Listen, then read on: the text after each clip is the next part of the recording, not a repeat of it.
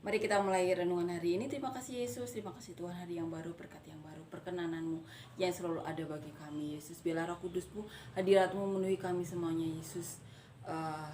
Sentuh hati kami Tuhan, sentuh hati kami Tuhan, biar hadirat-Mu, biar kehendak-Mu, biar apapun yang Kau mau Tuhan yang terjadi dalam hidup kami Tuhan. Selalu fokuskan kami untuk memandang-Mu Tuhan, untuk memandang segala yang menjadi kehendak-Mu. Dan biarlah nama-Mu yang dipermuliakan dalam hidup kami Tuhan. Terima kasih Yesus, biarlah Roh Kudus-Mu, hadirat-Mu memenuhi kami Tuhan. Berbicaralah, beracaralah di renungan harian ini. Kami serahkan renungan harian ini hanya kepadamu. Amin. Kita akan nyanyikan lagu yang pertama.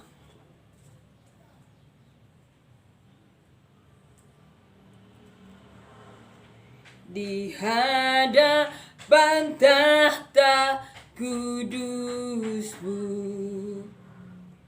ku tersyukur menyembah-Mu, persembahkan doa dan pujian bagi anak domba. Ku menyembah-Mu,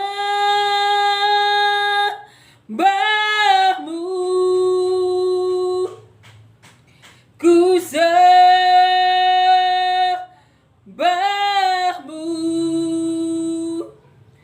ku menyembah-Mu, ku sembah-Mu,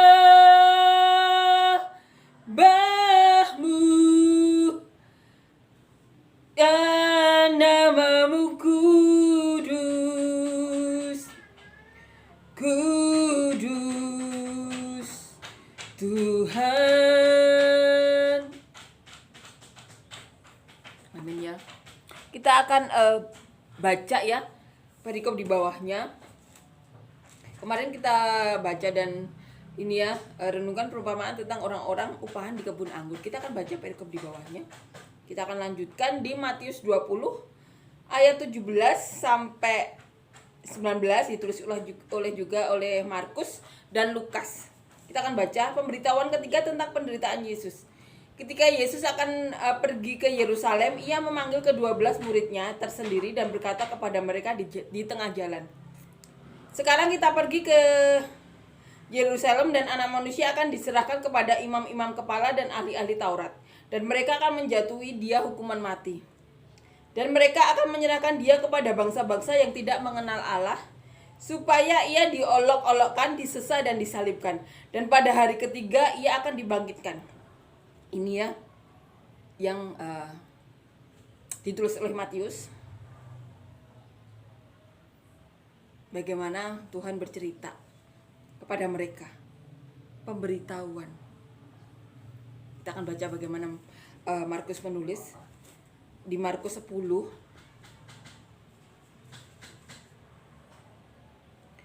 ayat 32 sampai 34. Yesus dan murid-muridnya sedang dalam perjalanan ke Yerusalem, dan Yesus berjalan di depan. Murid-muridnya merasa cemas dan juga orang-orang yang mengikuti Dia dari belakang merasa takut. Sekali lagi Yesus memanggil ke-12 muridnya dan Ia mulai mengatakan kepada mereka apa yang akan terjadi atas dirinya. Katanya, "Sekarang kita pergi ke Yerusalem dan Anak Manusia akan diserahkan kepada imam-imam. Dan mereka akan menyerahkan Dia kepada bangsa-bangsa yang tidak mengenal Allah. Dan Ia akan diolok-olokkan, diludahi, disesah dan dibunuh. Dan sesudah 3 hari Ia akan bangkit." Ini yang dikatakan Tuhan Yesus kepada murid-muridnya. Murid-muridnya saat mendengar itu diam saja ya. Berbeda dengan pemberitahuan yang pertama. Ditambah juga mereka berjalan merasa cemas dan takut. Mengikuti Yesus dari belakang, mereka merasa cemas dan takut. Karena apa? Sudah ada 2 pemberitahuan. Dimana saat pertama Petrus yang paling berani ya. Kita kalau baca secara runut ya perjalanan murid Tuhan Yesus, kita akan tahu Petrus murid yang berani dan vokal.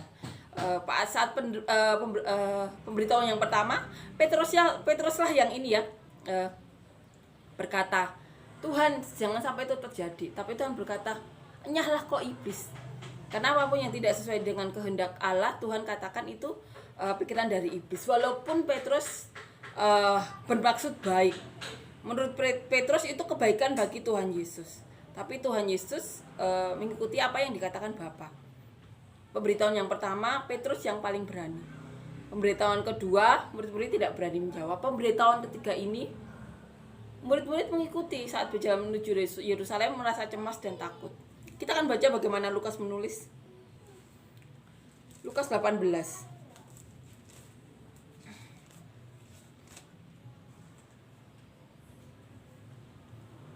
Lukas 18 ayat 31 sampai 34, judul perikop pemberitahuan ketiga tentang penderitaan Yesus. Yesus memanggil ke-12 muridnya lalu berkata kepada mereka, sekarang kita pergi ke Yerusalem dan segala sesuatu yang dituliskan oleh para nabi mengenai Allah manusia akan digenapi.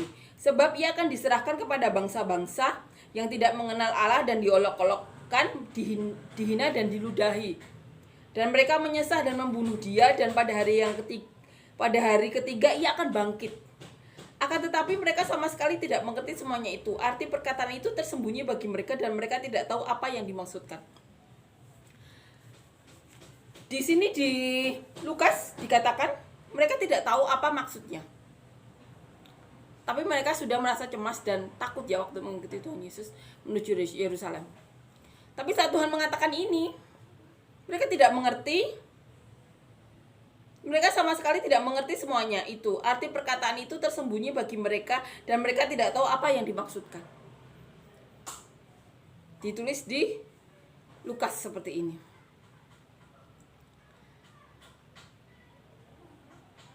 Tapi murid Tuhan Yesus sudah merasakan cemas dan takut saat mengikuti Tuhan Yesus menuju Yerusalem di belakang Tuhan Yesus.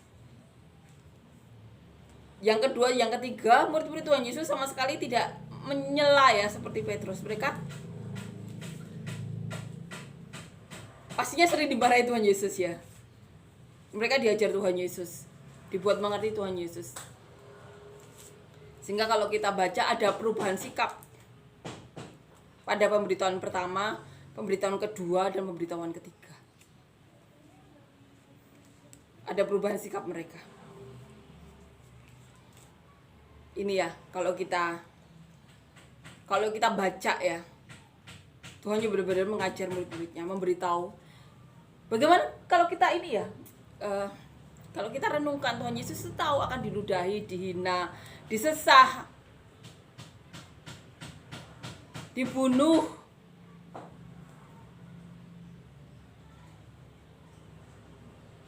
Dan sesudah 3 hari ia akan bangkit.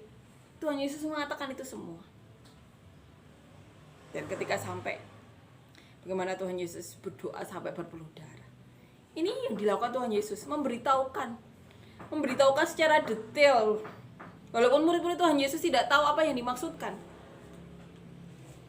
Karena sesudah Tuhan Yesus bangkit ya, sudah Roh Kudus turun, mereka pasti dibukakan. Mereka pasti saling bercerita tentang segala peristiwa yang pernah mereka alami bersama Tuhan Yesus. Bahkan Maria pun juga menceritakan kan pengalamannya saat Tuhan Yesus umur 12 tahun. Bagaimana saat mereka merayakan Paskah Tuhan Yesus menghilang dan ternyata berdiskusi ya dengan di bait Allah. Dan sampai orang-orang terkagum-kagum. Maria menyimpannya dalam hati dan kemudian diceritakan. Kalau kita bayangkan di persekutuan ya, kalau kita mengingat sesuatu hal yang ada orang kesaksian, pasti saling waktu kita menceritakan sesuatu, pasti kalau kita punya pengalaman sama, kita akan menceritakan juga, sambung menyambung. Seperti itulah pastinya keadaan yang dialami saat persekutuan menunggu pencurahan Roh Kudus, saat murid-murid Tuhan Yesus dilarang untuk meninggalkan Yerusalem sampai Roh Kudus tercurah di atas mereka. Kalau kita baca secara runut ya, secara runut kita akan tahu peristiwa-peristiwa ini. Bagaimana pemberitahuan pertama Petrus berusaha membela Tuhan Yesus, tapi Tuhan Yesus memarahi. Itu pikiran dari iblis. Padahal maksud Petrus baik. Tuhan Yesus mengajarkan Walaupun menurut manusia baik, kalau tidak sesuai dengan kehendak Tuhan, itu tidak baik di hadapan Tuhan. Karena tidak sesuai dengan apa yang dinubuatkan Tuhan. Kemudian diajar yang kedua, pemberitahuan kedua, mereka diam. Dan saat pemberitahuan ketiga, kita akan pergi ke Yerusalem ya. Di sini diceritakan di Markus, murid-murid Tuhan Yesus saat berjalan ke Yerusalem, mereka cemas dan takut.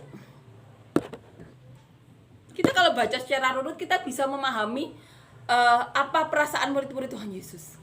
Walaupun mereka tidak mengerti, tapi yang diceritakan Tuhan Yesus itu disesah, diludahi, diolok-olok, dibunuh, bangkit pada hari yang ketiga.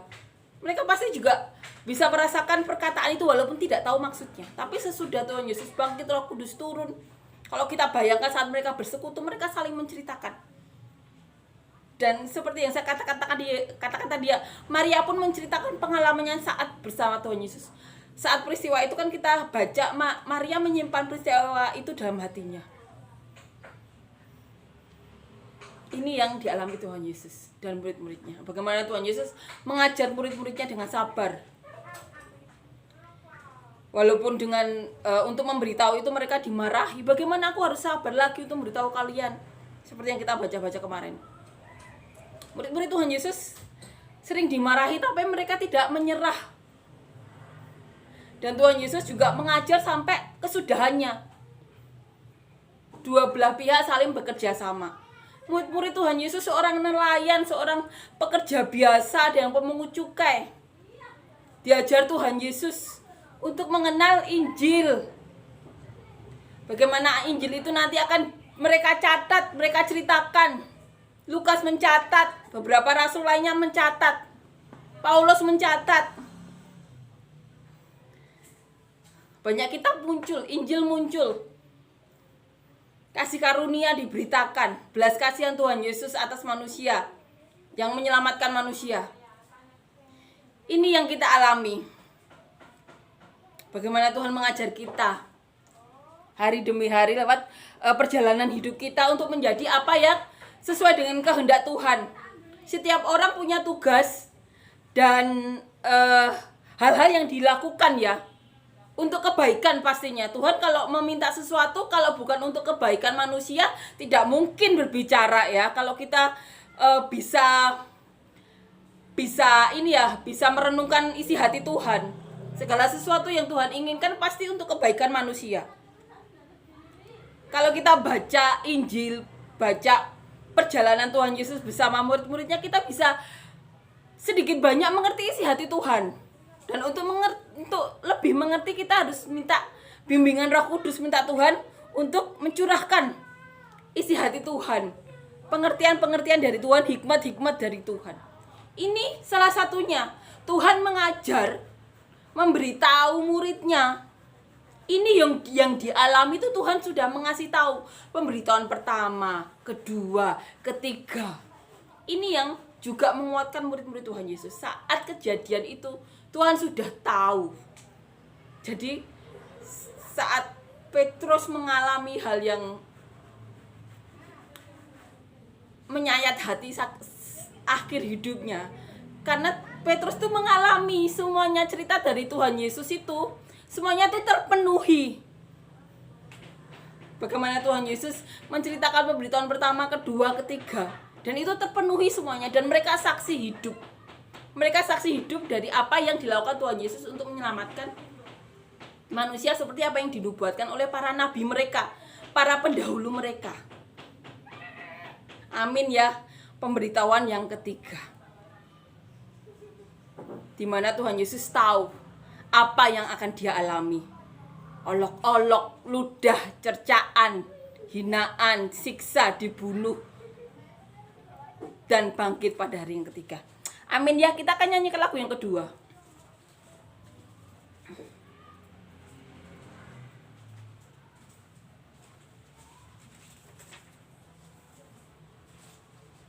Engkaulah kekuatanku,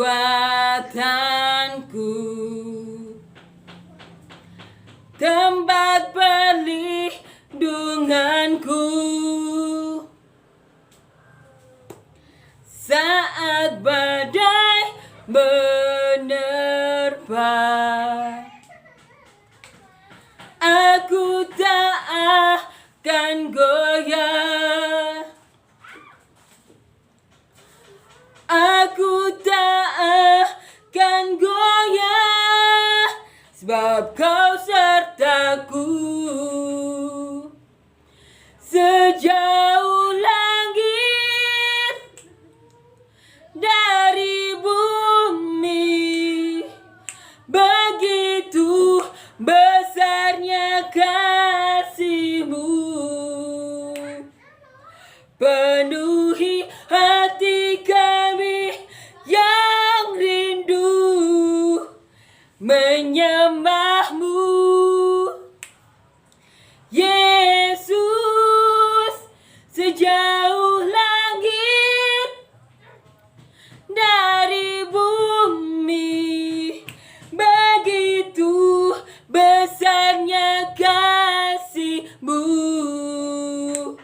Kaulah Tuhan, kekuatanku, sukacitaku.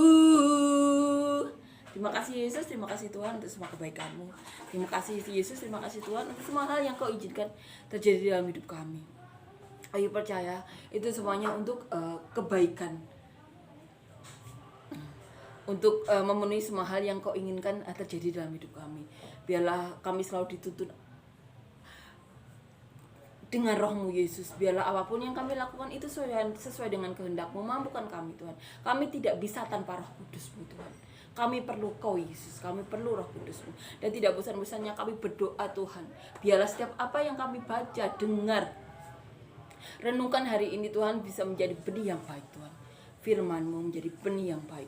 Untuk kami tabur di hati kami yang telah Kau jadikan tanah yang baik, sehingga dapat bertumbuh, berakar, berbuah lebat untuk kemuliaan-Mu Tuhan. Untuk berkati kami orang-orang sekitar kami sampai ke ujung bumi seperti yang Kau mau. Dan kami juga berdoa Tuhan untuk apapun yang kami lakukan Yesus, pekerjaan, proyek-proyek atau apapun yang Kau titipkan kepada kami selama kami hidup, biarlah kami melakukannya seperti kami beribadah kepada-Mu, sehingga hikmat-hikmat mengalir Tuhan, sehingga jalan keluar apapun mengalir, berkat-Mu mengalir melalui apapun yang kami kerjakan, proyek atau pekerjaan kami, sehingga kami bisa memberkati siapapun sampai ke ujung bumi seperti yang Kau mau Tuhan. Dan biarlah nama-Mu saja yang dipermuliakan. Kami juga berdoa Tuhan untuk siapapun yang saat ini rindu untuk menjadi kepanjangan tangan-Mu Tuhan, menjadi apapun Yesus yang menjadi kehendak-Mu. Kami tuntun kami Tuhan, biarlah apapun yang kami lakukan di pekerjaan, di rumah tangga, di pergaulan kami Yesus, di rumah tangga, dimanapun Tuhan, di pelayanan kami Tuhan, biarlah Kau ada dalam hidup kami Tuhan, sehingga kami bisa berdampak Tuhan untuk kemuliaan-Mu Tuhan, untuk memberkati siapapun yang ingin Kau berkati melalui hidup kami. Kami juga berdoa Tuhan untuk siapapun yang saat ini rindu memiliki anak Tuhan, menambah momongan, beri kami hikmat-hikmat daripada-Mu Tuhan. Buka pintu rahim kami Tuhan, sehatkan sperma dari pasangan kami. Dan biarlah kami memiliki anak-anak yang benar daripada-Mu Yesus, anak-anak yang takut Engkau, cinta Kau Tuhan, mencintai Kau seperti dia mencintai keluarganya Tuhan, dapat menjadi saluran berkat-Mu. Dan siapapun yang rindu memiliki pasangan hidup, beri kami semuanya pasangan hidup yang takut akan Kau, cinta Kau Tuhan, sehingga dia bisa mencintai kami seperti dia mencintai Kau Tuhan, di mana di rumah tangga kami, pelayanan kami, pekerjaan, atau dimanapun kami Kau tempatkan, proyek atau dimanapun Tuhan, kami bisa menjadi saluran berkat-Mu dan nama-Mu yang dipermuliakan. Kami juga berdoa Tuhan untuk siapapun Tuhan yang saat ini mengalami masalah, beban berat, himpitan hidup, berikan terobosan, berikan jalan keluar, berikan bimbingan-Mu, berikan hal-hal yang baik, berkat-Mu mengalir, dan biarlah nama-Mu yang dipermuliakan. Kami tidak bosan berharap Tuhan, biarlah pasukan malaikat-Mu selalu melingkupi kami, dan kami memohon Tuhan selalu berbicara kepada kami Yesus. Biarlah pertolongan-Mu selalu ada dalam hidup kami semuanya Tuhan. Berbicaralah Yesus, kami perlu Kau Tuhan, dan biarlah nama-Mu saja yang dipermuliakan. Dalam nama Tuhan Yesus, amin.